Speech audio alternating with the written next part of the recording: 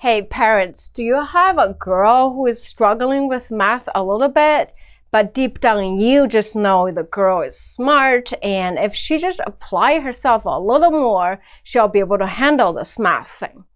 Well, here's the thing. Girls, we all know, develop a little bit earlier than boys relationally. What you might not know is this earlier development in relation awareness actually is the very thing might trip them up. Let me explain 3 areas that I observed at work and why that's the case, so you can learn how to work with your smart girls. Hi, I'm Dr. Feenix Pan, a performance coach at Door to Math. My job is to teach kids get over their math fear so they can do everything they want to do. If you like this channel and find this valuable, give us a thumb up and subscribe to the channel. All right, what are the 3 areas?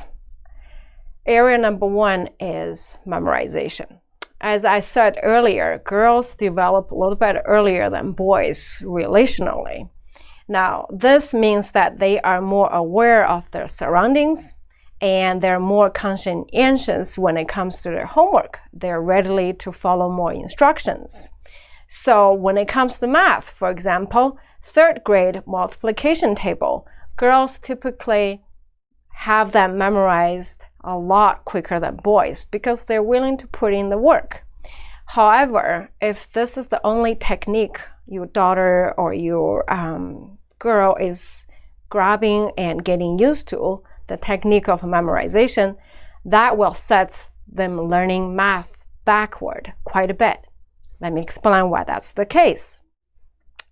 If you have a girl between 3rd grade and 5th grade, you really want to pay attention because 5th grade is when word problem is introduced. As you remember probably that word problem is all about figuring math out. What is the key concept behind that word problem? Memorization, in fact, is a dead end when it comes to solving word problems. Memorization itself is not bad when it comes to learning, say, subject like history, but when it comes to math, that's detrimental because math, again, is about figuring things out. The second area I noticed where our girls get set behind is social aspect. Again, our girls develop a little earlier. Their relational awareness make them more aware of, for example, fear of making mistakes. They look bad. Make them more fearful of not fitting in. And sometimes they worry more about come across like looking like a nerd. Now, boys, from my observation at this age group, often jump in headlong with competition, sometimes a little too headlong. But our girls, on the other hand, starting to doubting about themselves, starting to dumb down their own game just to fit in. That aspect set them back. The 3rd area I observed at work is that trip our girls learning math is gender stereotype in schools, sometimes even from their own math teachers. Boys are perceived as better at math naturally, where girls often inadvertently made feel they don't belong in the class.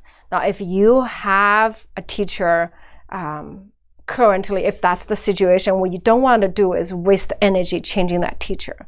What you actually want to do is spend all the energy supporting and encouraging your girls at home, spend more time with them, and maybe even find extra help for your girl outside the school.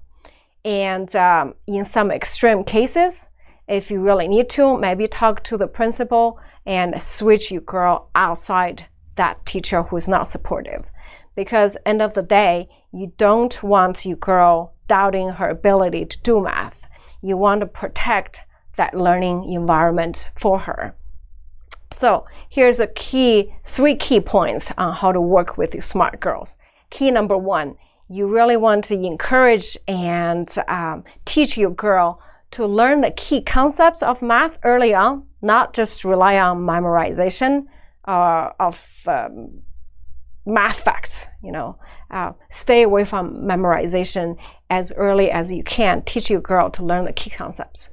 Number 2, spend more time to encourage your girl and guide their natural brilliance from within so they don't dumb down their game to fit in. And the key number 3 is keep communication open. Do lots of role plays very early on. Teach your girls not only to recognize, but how to handle an unsupportive math teacher.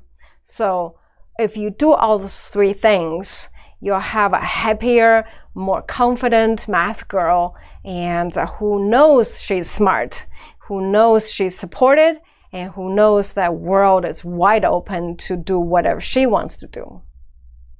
All right. We would love to hear from your comments. What's the experience like for you? What has you and your daughter battled through? What's some of the wisdom you can share with our community? Leave comments below. We'd love to hear from you. So stronger math, happier kids. Until next time, happy parenting.